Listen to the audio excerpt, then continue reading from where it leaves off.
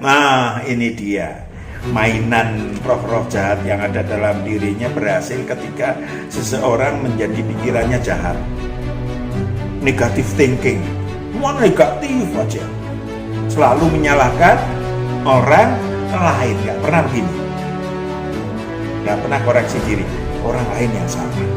Saudaraku yang kekasih, musibah orang lain salah, masalah yang dialami orang lain salah, lalu sesungguhnya menghujat Allah. Amin, menghujat Allah.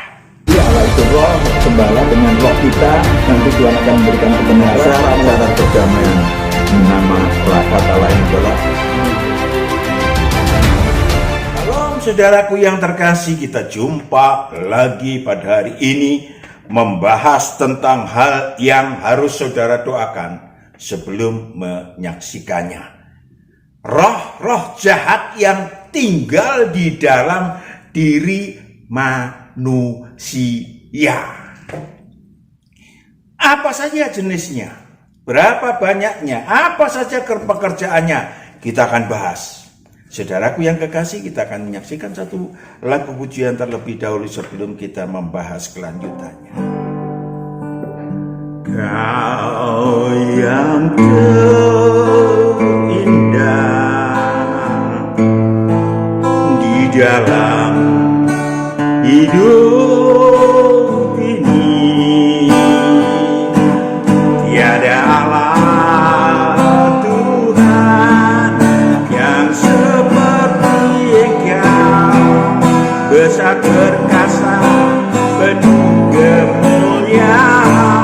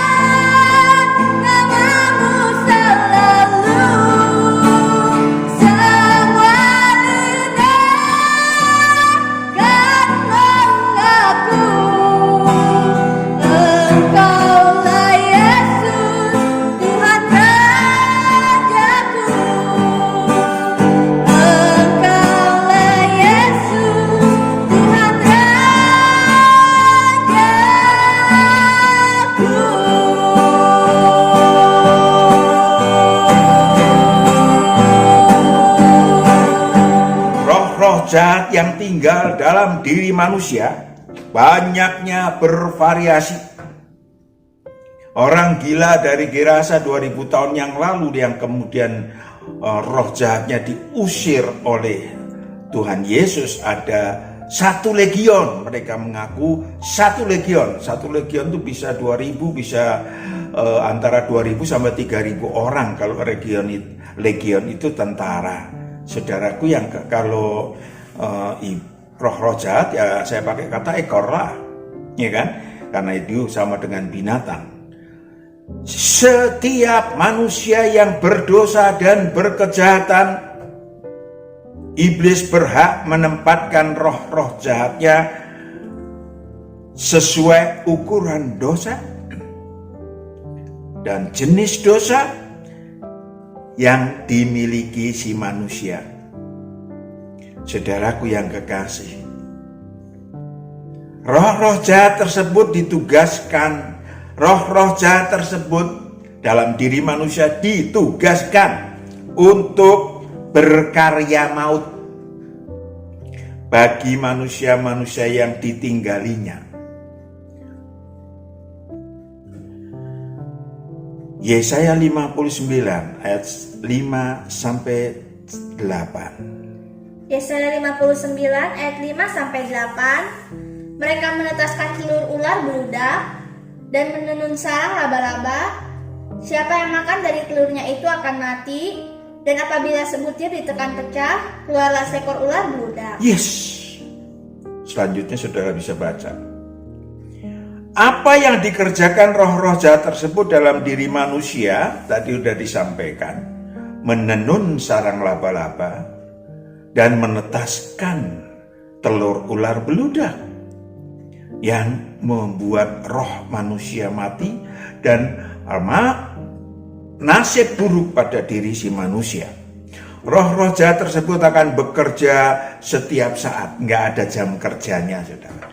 24 jam sehari, ya, karena mereka adalah roh, maka tidak memerlukan tidur seperti tubuh alamiah manusia.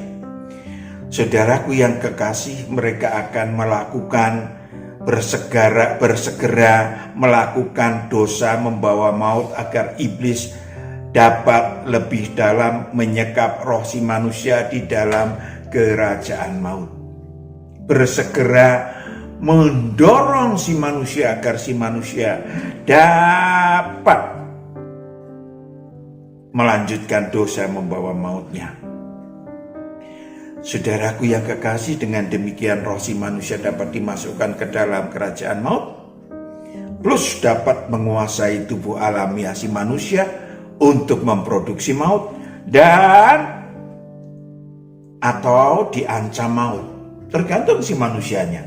Kalau manusianya mau bekerja pada iblis, maka dia akan diberi, perhatikan baik-baik, diberi kerajaan dunia. Rohnya masuk kerajaan maut, yes, tetapi kerajaan dunia akan diberikan kepada dia. Ditawarin kemuliaan duniawi dan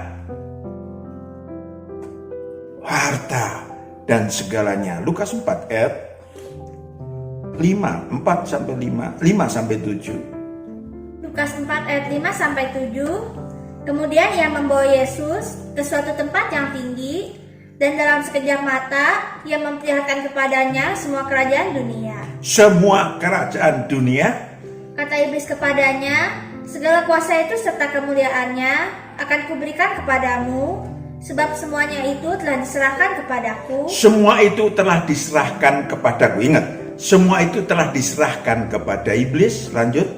Dan aku memberikannya kepada siapa saja yang kukehendaki. Memberikannya siapa saja yang ku kehendaki.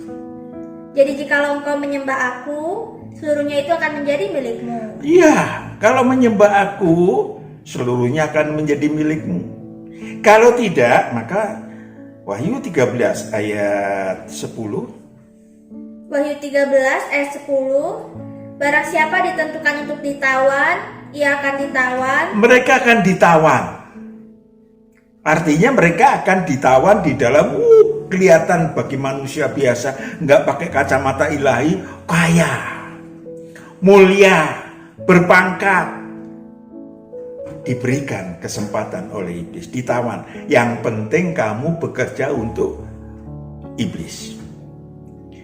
Lanjut. Barang siapa ditentukan untuk dibunuh dengan pedang, ia harus dibunuh dengan pedang. Iya, kalau nggak nurut sama iblis, ya dibunuh. Amin, dibunuh.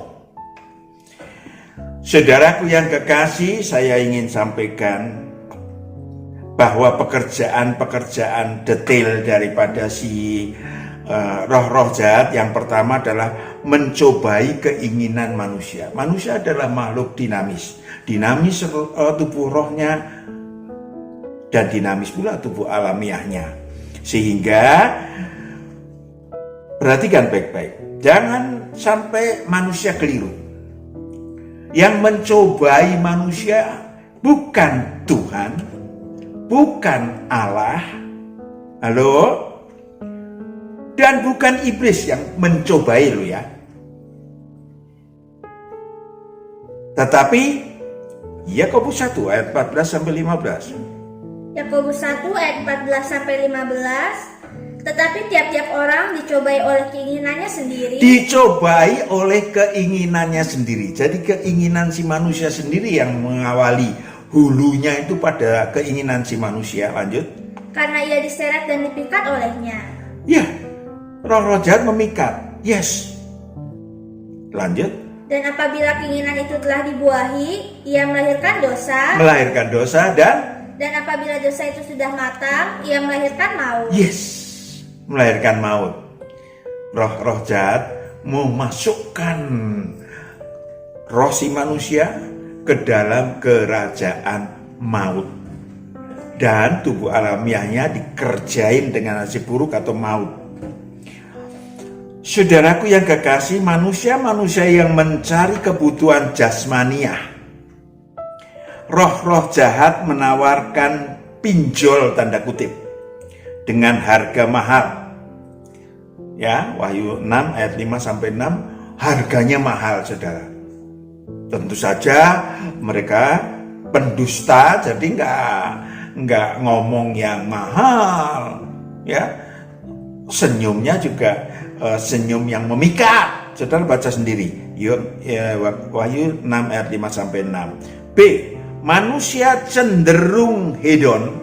Manusia-manusia yang cenderung hedon ditawarkan untuk masuk kerajaan dunia. Tadi udah dibaca.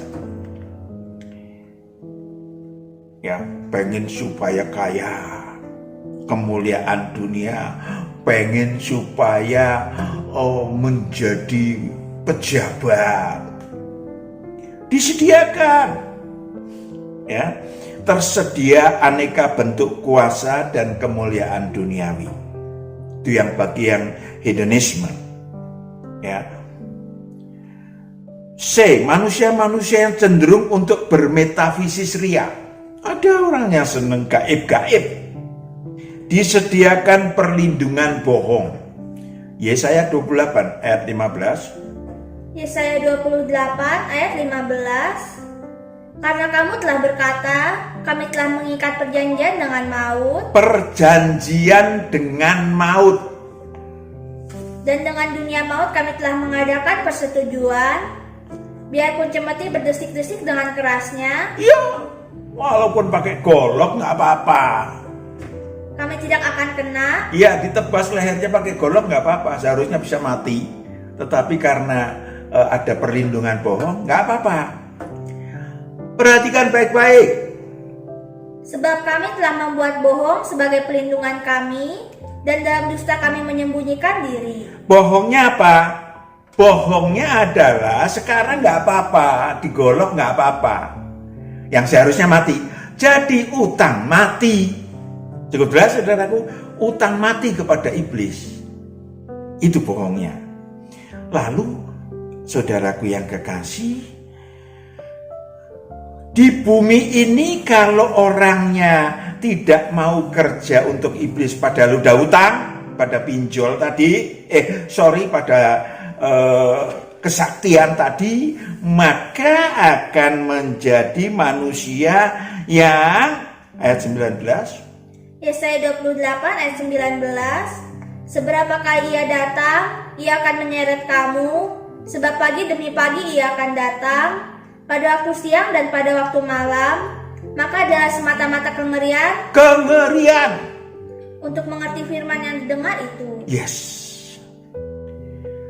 Mengerikan juga ketika orangnya meninggal, dia akan masuk ke dalam dunia orang mati atau alam maut. Saudaraku yang kekasih, hutang mautnya pun, perhatikan baik-baik, hutang mautnya pun seperti juga A dan B tadi, hutang mautnya pun akan ditagihkan oleh iblis, oleh roh-roh jahat pada keturunan pertama, keturunan kedua, keturunan ketiga sampai keempat. Saudara bisa baca Keluaran 20 ayat 3 sampai 4. Yang kedua adalah emosi. Emosi nih ya. Saudaraku yang kekasih, jiwa si manusia pun akan ditenun. Tadi ada ya, udah dibaca ya, oleh roh-roh jahat agar menghasilkan dosa dan si malakama. Dimakan bapak mati, nggak dimakan nyak meninggal. Mereka akan menenun pakaian kumuh dalam diri si manusia. Apa itu pakaian kumuh? Karakter-karakter buruk, kenajisan. Ya. Ayat 6, Yesaya 59 ayat 6. Yesaya 59 ayat 6. Sarang yang ditenun itu tidak dapat dipergunakan sebagai pakaian, dan buatan mereka itu tidak dapat dipakai sebagai kain. Yes. Maka Tuhan akan membuat kenajisan yang dimiliki manusia akan tidak mau nengok si manusia. Terpisah antara manusia dengan Tuhan. Maka saudaraku yang kekasih, perhatikan baik-baik, emosi itu yang beraneka macam, iri hati, ya macam-macam. Saudara bisa baca Matius 7 ayat 20-23. Selanjutnya, roh-roh jahat akan mengambil, itu ada stafnya khusus, mengambil damai sejahtera dari diri si manusia. Wahyu 6 ayat 3-4. Wahyu 6 ayat 3-4. Dan ketika anak domba itu membuka meterai yang kedua, aku mendengar makhluk yang kedua berkata, Mari. Dan majulah seekor kuda lain, seekor kuda merah padam, dan orang yang menungganginya dikaruniakan kuasa untuk mengambil damai sejahtera dari atas bumi. Yes, mengambil damai sejahtera pada orang. Di situ adu domba, ya adu kambing, di mana si manusia yang satu melakukan action yang menyakitkan, dari sini dendam dan seterusnya bunuh-bunuhan. Lanjut. Sehingga mereka saling membunuh, dan kepadanya dikaruniakan sebilah pedang yang besar. Ya, pedang yang besar tidak hanya pribadi tapi bisa rombongan. Ya, makanya hati-hati saudara, sekarang pilpres udah selesai atau tanda kutip selesai lah, pokoknya udah selesai. Ya, jangan ada yang sama suami istri gandengan aja kagak mau lagi karena pilihannya berbeda. Maka saudaraku yang kekasih, itu namanya damai sejahteranya diambil hanya gara-gara pilpres. Pilpresnya nggak salah, yang salah manusianya, sehingga roh-roh jahat mampu diperkenankan untuk mengambil apa yang disebut sebagai damai sejahtera dalam diri manusia. Pikiran. Sejak dilempar ke bumi, iblis menebarkan absintus, racun yang sangat mematikan. Ya, dibawa ke bumi bersama sepertiga dari makhluk bintang, makhluk matahari, dan makhluk bulan. Bapa segala dusta tersebut menugaskan anak buahnya untuk supaya manusia meminum absintus atau racun maut tersebut. Apa akibatnya? Antara lain bahwa Allah yang sesungguhnya ada dikatakan gak ada Allah. Allah itu buatan manusia, biar ya tidak saling membunuh dan segala macam. Maka saudaraku yang kekasih, manusia-manusia yang bebal, manusia-manusia yang jahat, Mazmur 14 ayat 1, itu akan gampang minum absintus sehingga tidak percaya adanya Allah. Mazmur 14 ayat 1, untuk pemimpin biduan dari Daud, orang bebal berkata dalam hatinya, tidak ada Allah, busuk dan jijik perbuatan mereka, tidak ada yang berbuat baik. Yes. Saudaraku yang kekasih, mereka dikasih minum racun maut. Tetapi yang ringan-ringan, racun mautnya ringan-ringan juga banyak. Ada lagi racun maut atau absintus yang mengatakan bahwa Allah adalah dalang segala nasib buruk umat manusia. Artinya adalah Allah yang jahat, Allah yang sewenang-wenang, Seperti apa yang dinyatakan Ayub pada waktu dia menderita. Saudara bisa baca Ayub 23 ayat 13 sampai 17. Ya, supaya apa? Supaya saudara makin dalam memahami kebenaran.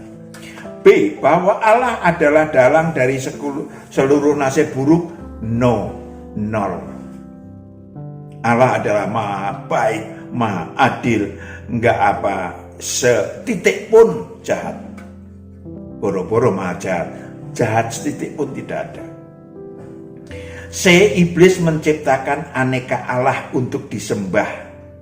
Ya, baik tadi bentuknya jimat, ya sekarang modern nggak jimat, bentuknya harta, ya kan, harta. Bentuknya benda-benda juga ada, benda-benda mewah. Teman saya pamer kepada saya, saya masuk ke kamar mandinya, wow, saudaraku yang kekasih, itu dari emas, ya, dari emas, semuanya pipanya sampai 1-2 meter dari emas, wow. Tapi ternyata setelah dibuka kerannya dari emas. Kerannya kok airnya keluarnya air biasa juga. Saya pikir emas loh. Saudaraku yang kekasih, itu akan menjadi kebanggaan, kesombongan. Ya, sia-sia. Otaknya yang normatif pun nggak normal jadinya. Ya kan? Padahal rohnya tahu. Waktu di surga itu nggak laku, nggak ada emas yang kayak paling hebat pun nggak ada, ya kan? Karena di sana jauh lebih mulia. Saudaraku yang kekasih, ada banyak lagi bentuk berhala, uang, harta yang akan dapat membuat roh si manusia mati. Saudaraku yang kekasih, D. Pikiran jahat dan negative thinking. Nah, ini dia. Mainan roh-roh jahat yang ada dalam dirinya berhasil ketika seseorang menjadi pikirannya jahat. Negative thinking. Semua negatif aja. Selalu menyalahkan orang lain. Gak pernah begini. Gak pernah koreksi diri. Orang lain yang salah. Saudaraku yang kekasih, musibah orang lain salah. Masalah yang dialami orang lain salah. Lalu sesungguhnya menghujat Allah. Amin. Menghujat Allah. Padahal, mari datanglah kepadaku yang letih lesu dan berbeban berat. Aku akan memberikan kelegaan kepadamu. Tidak mau koreksi diri, bernegatif thinking terhadap orang lain bahwa semua orang salah, hanya dia yang benar sendiri, sehingga nasibnya semakin buruk. Karena apa? Semakin tenggelam dalam maut karena pikiran negatifnya menghakimi manusia yang lain, dan itu minus. Roh-roh manusia yang dipenjara dalam kerajaan maut akan semakin tidak berdaya. Tubuh manusianya digoreng-goreng dengan nasib dalam maut atau nasib buruk.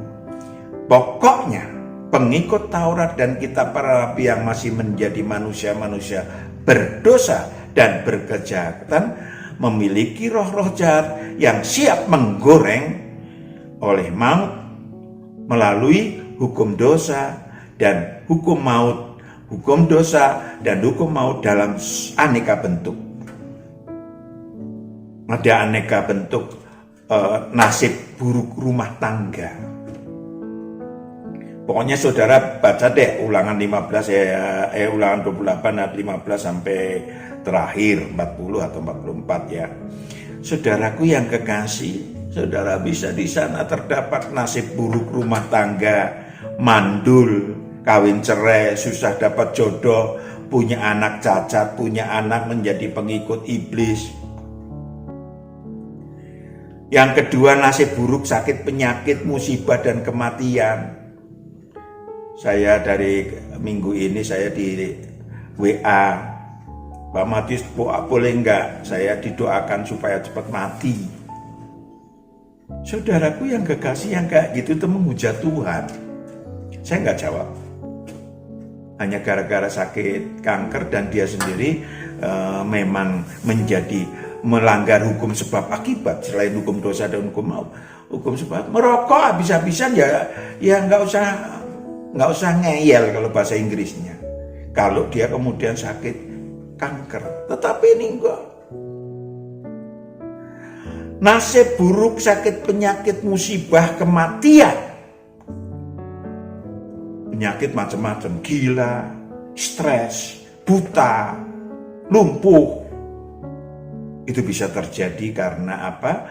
Karena digoreng nasib buruknya oleh roh-roh jahat.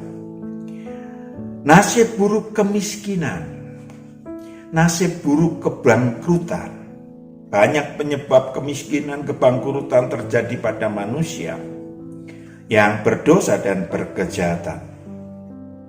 Jika menerima tawaran pinjol tadi, pinjaman tanda kutip dari iblis, maka Anda tidak akan pernah dapat mengembalikan pinjaman tersebut. Ulangan 28 ayat 44. Saudara nggak bisa membayar utang maut yang disodorkan dan dimakan, ditandatanganin perjanjian mautnya oleh saudara, tidak pernah bisa dibayar.